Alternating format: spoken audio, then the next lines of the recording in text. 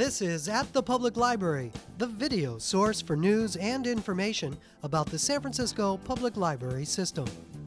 This month's show features a look at the Varian Fry Assignment Rescue exhibit, now on display at the main library, and an invitation to participate in the Shades of San Francisco Western Edition photo project, as well as listings of Women's History Month programs taking place this month at a library near you.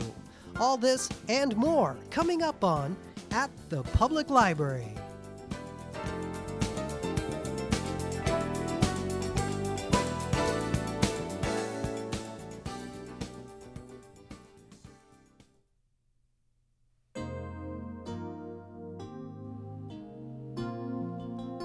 Remember the Western Edition, the way it used to be? Do you have some old pictures in your photo album that really tell the Western Edition story of a time gone by? Then the San Francisco Public Library wants you and your pictures. On Sunday, March 29th, Photo Day, current and former residents of the Western Edition neighborhood are being asked to bring their family albums and share their photographs with the library at the Western Edition branch. From 9 a.m. to 5 p.m., San Francisco Public Library staff and volunteers will copy the snapshots of the Western Edition's family and community celebrations, political and social organizations, and people at home, work, and play. Selected images will be copied while the donors wait and added to the San Francisco Public Library's History Center photo collection at the main library. Throughout the history of the Western Edition, the African American, Japanese, and Jewish communities have overlapped and coexisted, and the library wants to preserve these community memories. We'll also be documenting the changes in the Western Edition's physical landscape. To make an appointment on Photo Day, or for information about getting involved with the Shades of San Francisco project, please call us at 437-4852.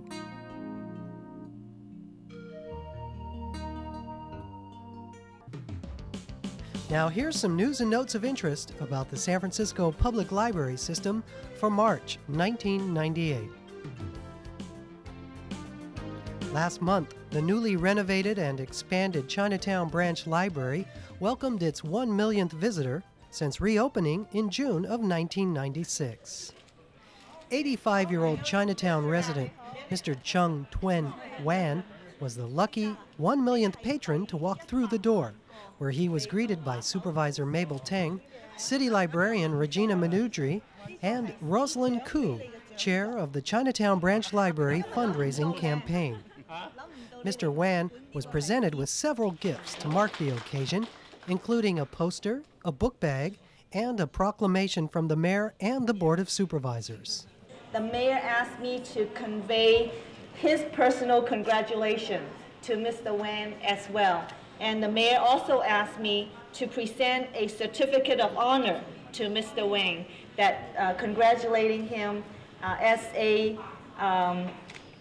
regular visitor to the Chinatown Library. He became the 1 million visitor to the library today. And with that, I would just like to say congratulations, and we look forward to coming back to pick the 2 millionth visitor in hopefully sooner than this time. Thank you very much. The Chinatown Branch is the busiest branch library in the city, serving over 1,500 visitors a day, a 50% increase in usage from before the renovation project. The increased patronage of the Chinatown Branch Library can be attributed to a creative and dedicated staff, an increase of open hours thanks to passage of Proposition E, and to the many additions and improvements that were made during the renovation project. Improvements that include a children's storytelling room, a computer lab, and the illuminating skylight. The branch, which more than doubled in size after renovation, holds over 100,000 books for children and adults in Chinese, English, and Vietnamese. The branch is home to the largest collection of popular circulating Chinese language and Asian interest materials in Northern California. Mr. Wan, a regular patron of the branch, was pleased and surprised to be honored as the 1 millionth patron. 今日我好幸運啊！就冇出過街成10多日，幾日都落雨啊！咁啊落雨我就唔出街，有風又唔出街，咁就無聊啊，即咪走去圖書館近啲行下啦。行到碰到咁多位咁我都好歡喜見到。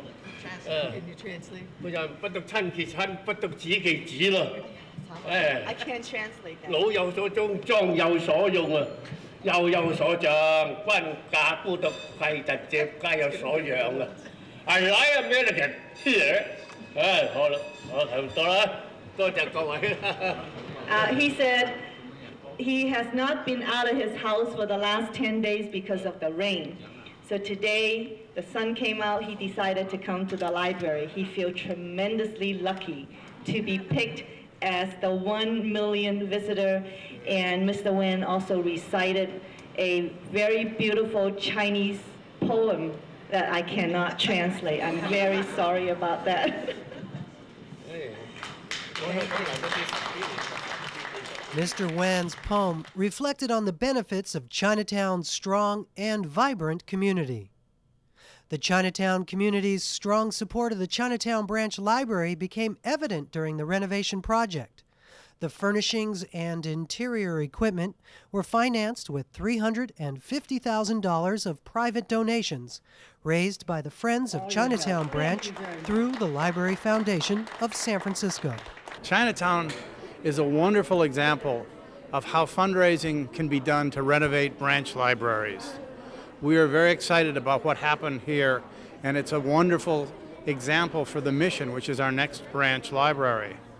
If we want to get the community involved, we want to get the leadership in the city involved in making the mission branch as wonderful as the Chinatown branch has become. It would be very nice to have a millionth visitor at the mission branch 3 years from today. The private fundraising effort for the Mission Branch Library renovation project got off to a great start with an initial donation by Citibank of $25,000.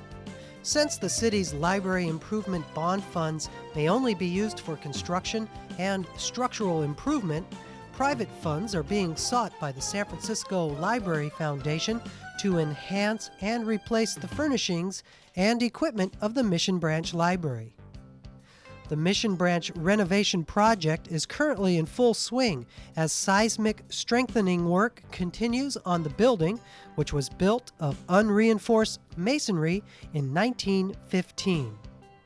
Renovations will include a reorganization of space to provide greater efficiency and flexibility, an upgrade of electrical systems, an elevator for disabled access, new accessible restrooms, installation of energy-efficient lighting, and a new heating and ventilation system. A computer tutoring room will be added to the main floor, and the existing 24th Street entrance will be relocated to Bartlett Street. The renovation project is scheduled to be completed in the spring of next year. Meanwhile, the Mission Branch Library has been relocated to a temporary site at 2601 Mission Street, on the 5th floor of the Bayview Tower. On February 22nd, the San Francisco Public Library presented the 10th annual Unsung Hero Awards ceremony in the main library's Corette Auditorium. The Unsung Hero Awards honor people who unselfishly give their time and energy to make life better for others in the African American community. 9 individuals and Sounds from the Ground, a percussion group, were honored at this year's ceremony, which was co-sponsored by the Unsung Hero Awards Committee, the Golden Gate section of the National Council of Negro Women, and the Friends of the San Francisco Public Library. Librarians Linda Brooks Burton, Amy Holloway, and Joan Jackson organized the event for the library. And Mistress of Ceremony duties were handled by Veronica Dangerfield. One of the day's honorees, Dr. Waylon Fuller, a San Francisco resident since 1947 and the proprietor, along with his wife Hazel, of Fuller Pharmacy, imparted some great advice to the appreciative audience. And remember that I'm still proud of my career as a pharmacist. And I have seen so much where we need to take care of our bodies. So wherever I'm asked to give any inspiration or any idea or any encouragement, it will be, remember, your body is your body, and nobody but you can take care of it. Therefore, the health, the exercise, the medicines that you take will certainly help you as well as help others in your environment who are watching you. So again, remember that my slogan would be, take care of your body. And thank you for this presentation. The Unsung Hero Awards program was interspersed with performances of dance, drama, and music, and was followed by a reception sponsored by the Golden Gate section of the National Council of Negro Women. The entire 10th Annual Unsung Hero Awards ceremony was videotaped and will be played back here on City Watch, Channel 54, in the weeks to come. And that's at the Public Library News and Notes for now.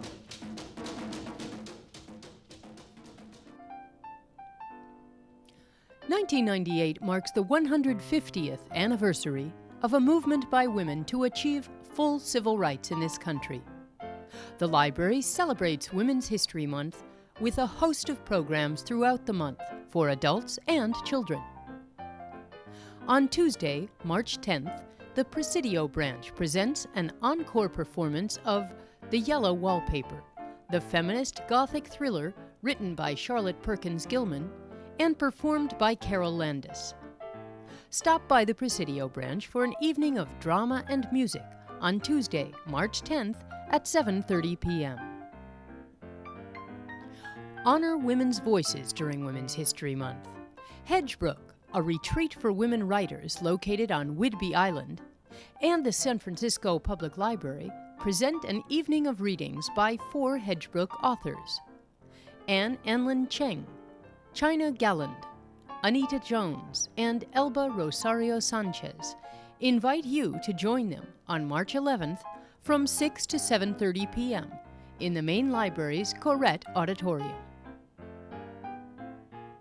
Susan Pena and her family will be singing songs about women and girls at the Richmond Branch on March 14th at 3 p.m. in a celebration for the whole family. The Glen Park Branch welcomes award-winning singer-songwriter Lisa Atkinson for a special family program celebrating Women's History Month. Join Lisa for songs about famous American women from 1800 to the present. That's at the Glen Park Branch on March 18th at 7 p.m. On March 21st at 2 p.m., the library's African American Center sponsors We Are Your Sisters, a historical perspective on notable African American women. Written by Kathleen Jackson, We Are Your Sisters celebrates the wide range of achievements and contributions made by women who are often overlooked in U.S. history. The program takes place in the main library's Corrette Auditorium at 2 p.m. on March 21st.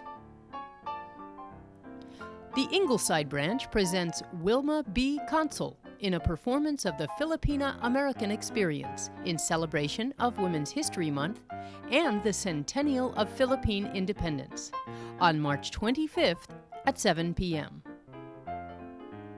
Finally, Wower Power, a play written and performed by 8 inner-city high school girls about the Seneca Falls Women's Rights Convention of 1848. Produced by the San Francisco Miracle Theater to commemorate the 150th anniversary of this historic event, Wower Power takes a fresh look at the meeting which marks the beginning of the women's suffrage movement in America. Come see it for yourself on March 26th at 6:30 p.m. in the main library's Corrette Auditorium. Thanks for joining us for the Women's History Month celebrations at the San Francisco Public Library.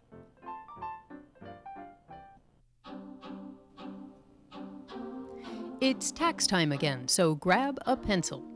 We've got lots of information about getting your taxes done coming right up. The filing deadline is April 15th, 1998, which falls on a Wednesday this year. The San Francisco Public Library does not carry federal tax forms, but this year the main library will distribute the California 1997 Personal Income Tax Booklet with Forms 540, 540A, and 540EZ. You can pick them up inside the Larkin Street entrance to the main library. Here are the places where you can get the full selection of forms and tax assistance. For all state tax forms and for basic federal forms, go to the Franchise Tax Board at 50 Fremont Street, between Mission and Market, on the 9th floor, Suite 900. That's Monday through Friday from 8 a.m. to 5 p.m. And for all federal forms, go to the Federal Office Building, 450 Golden Gate Avenue between Polk and Larkin. Room 5403 on the first floor. Monday through Friday from 8 a.m. to 5 p.m.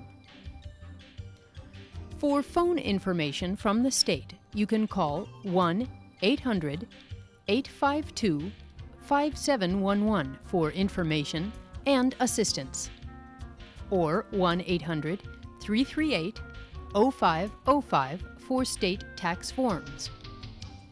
And the number for tax assistance for the hearing impaired is 1-800-829-1040. Or check out the Franchise Tax Board website at www.ftb.ca.gov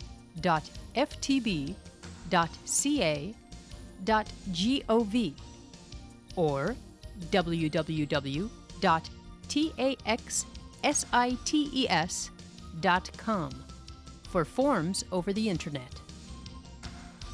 For federal phone information, call 1-800-829-1040 for information and assistance, or 1-800-829-3676. That's 1-800-TAX-FORM for federal forms.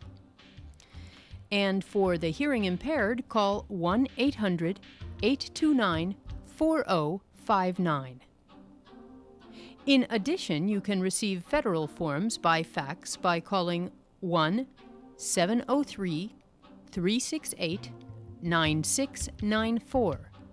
And check out the IRS website at www.irs.ustreas.gov for forms over the internet. And for senior citizens 60 years or older and with income of $50,000 or less per year, the Ortega Branch Library has free income tax assistance every Monday from 10 a.m. to 2 p.m. through April 13th.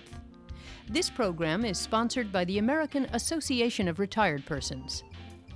And please note, the tax help will not be available on February 16th as the library will be closed for President's Day, a legal holiday.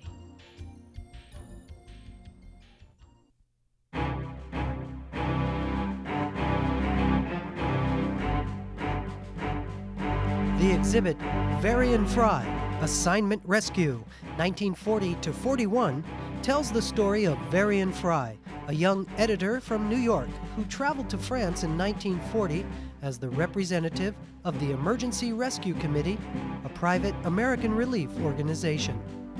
There, against the wishes of the French and United States governments, he built an elaborate rescue network for refugees who found themselves threatened with extradition to Nazi Germany. By the time Fry was expelled in 1941, he and his colleagues had managed to spirit more than 1,500 people from France. Among them, some of the world's most prominent politicians, artists, writers, scientists, and musicians. At the opening ceremony for the Varian Fry exhibition, which was hosted by Walter Meyerhof, project director of the Varian Fry Foundation of the International Rescue Committee, Mayor Willie Brown declared Sunday, March 8th, to be Varian Fry Day in the city of San Francisco.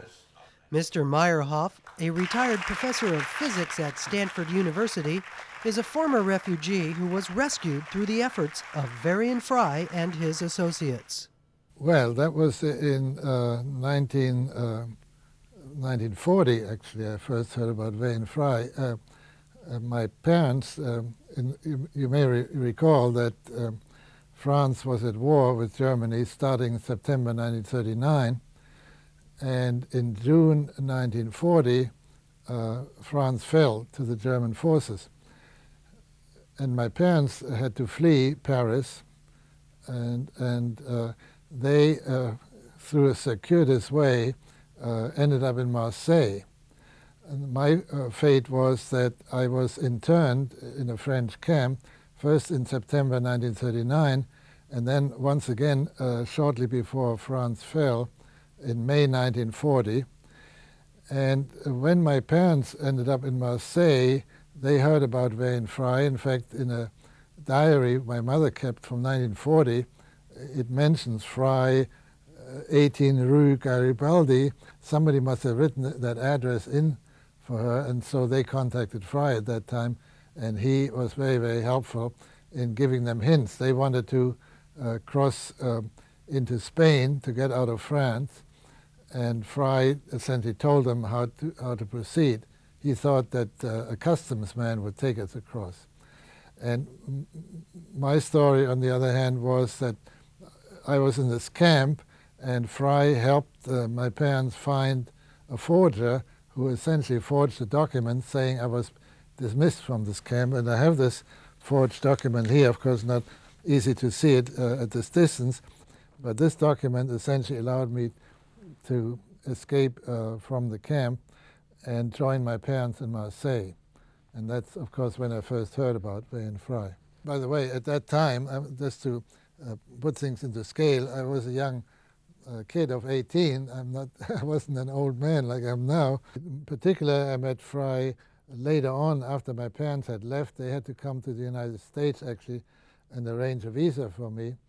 And I had to go back to Marseille 2 or 3 times for doing various things connected with the visa. I don't remember the details, but I know I had to get some kind of health certificate and other things. And Fry always helped me at that time. And because you can't imagine what Marseille was like. Fry was, as I mentioned, in Marseille. And Marseille was so overcrowded that you couldn't find a hotel room, and Fry managed always to find something for me. And in that way, I met him several times. In fact, once he took me to a villa he had rented called Villa Airbel. He had rented it for just relaxing because he was so overworked dealing with refugees that on weekends he went to this villa. And once he took me along, and at this villa there were actually a lot of surrealist artists who have become very famous in this country, in the art world. They were in this villa, and I was an 18-year-old kid. And I remember Fry taking me to the villa, and I felt so out of place that after dinner I immediately went to my room and shut myself in and didn't, because I felt so strange. In fact, Fry's original mission was to save mainly artists, scientists, intellectuals. He was given a list of about 200 names by various Americans who were stationed in New York at that time, who were in New York. And they knew, for example, Thomas Mann knew that his brother Heinrich Mann was in France, and Fry helped get him out. There was also a famous German writer, Werfel, Franz Werfel, who wrote a book called The Song of Bernadette, which I'm sure the library has. And Fry got him out. So Fry's original mission was to help only artists and very famous people, but then he saw the need was so great he was actually, he said, contacted by 15,000 people who wanted to get out, and he was able to help about 2,000. Well, I think he did what he did out of conviction. That's the only thing I can say. How he, of course, I don't know how people acquire conviction. It depends very much on how they're brought up by the parents and so on, what experiences they have. But he was married twice, by the way.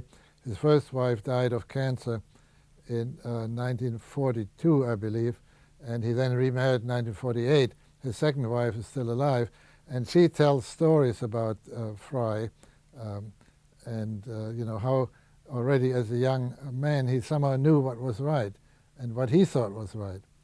And I do know that in 1935 he was an editor of a journal that's no longer functioning called Living Age, and was sent to Berlin to observe what was going on there. And he saw the Nazis brutalizing Jewish men and beating them up, and he was so upset by that that when the opportunity arose later in the 1940 to go to France, he volunteered, and he was, so to say, ready because he had that memory of what it was like, and he thought he should help people, particularly those whom he enjoyed as a student, whose works he enjoyed as a student at Harvard.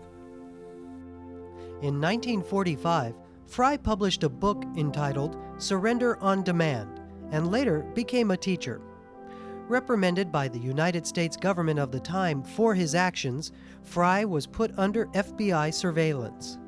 He died in 1967 without official United States recognition for his heroic work. In his book, Fry wrote, "I told the committee I'm not right for the job. All I know about being a secret agent or trying to outsmart the Gestapo is what I've seen in the movies. But if you can't find anyone else, I'll go." As a high school teacher, Fry was dismayed with the fact that many of his students were unaware of the atrocities of the Holocaust. He rewrote his book, especially for younger readers, and titled it Assignment Rescue. Both of Fry's books are available for checkout from the library or may be purchased at the Friends of the Library gift shop in the Main. San Francisco Public Library teen specialist Susan Harlow has compiled a pathfinder that lists Varian Fry and other resources of interest to high school readers. After retiring from Stanford, Professor Meyerhof has worked on the development of an instructional packet for teachers that includes a study guide, the Assignment Rescue book, and a 30-minute documentary about Fry and his rescue operations, narrated by Meryl Streep. The Varian Fry Foundation maintains a website which may be accessed at www.almondseed.com/vfry. The Assignment Rescue documentary is being screened as a part of the exhibit, which is located in the Skylight Gallery on the 6th floor of the main library. The Varian Fry Assignment Rescue 1940-41 exhibition runs through the end of April and is being co-sponsored by the San Francisco Public Library, the U.S. Holocaust Memorial Museum, the Varian Fry Foundation International Rescue Committee, the Jewish Community Endowment Holocaust Memorial Education Fund, the Friends of the San Francisco Public Library, and the Office of Congressman Tom Lantos. The exhibition was curated by San Francisco Public Library Programs and Exhibitions librarian Laura Lent.